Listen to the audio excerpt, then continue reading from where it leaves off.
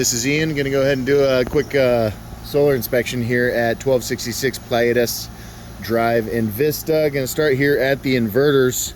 What we got is two Solar Edge inverters installed by Solar City. Over here on the left is a 7600 watt, and right here is a 5000 watt. I've been on the roof already. I know there is 58 Kyocera 255 watt panels. The screen on the left is working just fine. It says that all 34 panels attached to that bigger inverter are working and reporting properly. Right now, with a little bit of clouds going back and forth, we've got about 4,000 watts of actual production coming out of the front. Out of the back is the screen is very, very hard to read. I believe that all 24 panels on that inverter are also operating correctly and reporting.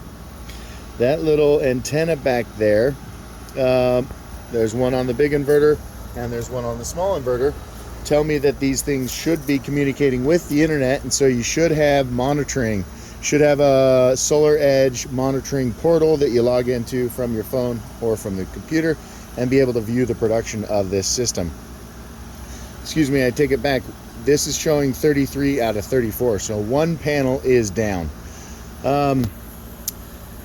Kyocera is a brand of solar panels that have come and gone. They no longer manufacture solar panels. I'm not sure if they're honoring any warranty, but one thing that we've seen from some of the older, less expensive, less quality brands of solar panels is that the panels are actually degrading a lot faster than they should. So after I would guesstimate that these things have been on this roof for roughly 7 years, just based on the equipment that I'm seeing here, as well as the 255 watt Kyocera panels on the roof. So it could be producing less than what it should at year 7. I don't think it's dramatic based on what I'm seeing. System size is approximately 14 kilowatts. Property this size with a more traditional family could very easily use a 14 kilowatt system nowadays.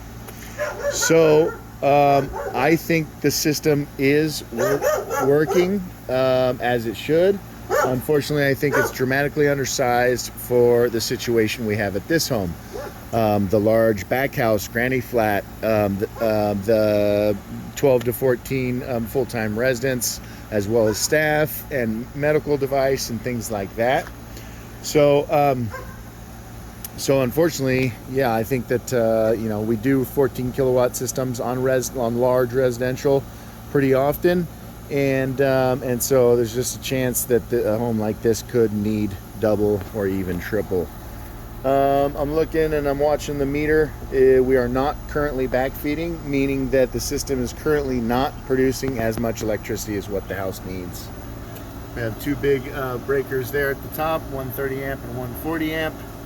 And so I think those, again, it's all working properly, just not enough. Let's jump up on the roof. I'll show you a couple things up there. I would guesstimate that this tile roof is somewhere between 25 and 30 years old, so maybe early 90s.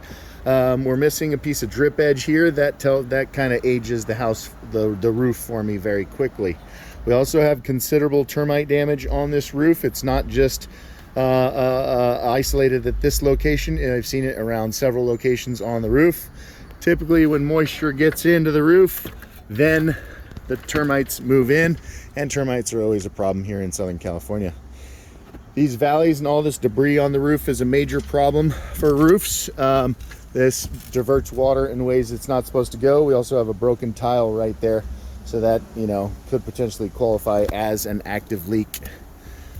There has been maintenance and repairs done throughout this roof. I just wanted to show you a couple of quick things. This is the first broken one that I stumbled on. And again, this is an active leak. You can see just how badly worn and how much debris is underneath the tile. The felt paper there is what actually waterproofs the tile roof. I'll go ahead and take that back into place. Obviously, that is just a temporary fix. Another one here. This one doesn't have quite as much debris in it, but we can see just how badly worn that paper is. It's just ready to give way. We'll get that one scooted back up into place. All of the flashings are what we call mortar flashing. It's like a cement product around each of the penetrations in this roof. We got a skylight that's bad. Actually, all the skylights are bad and appear to be creating problems. That mortar around each of the penetrations, that dries up and starts cracking, you know, right about the 25 to 30 year mark. And then what we use when we replace a roof like this is metal flashing like that one. Again, cracked skylight lens that should be replaced. Some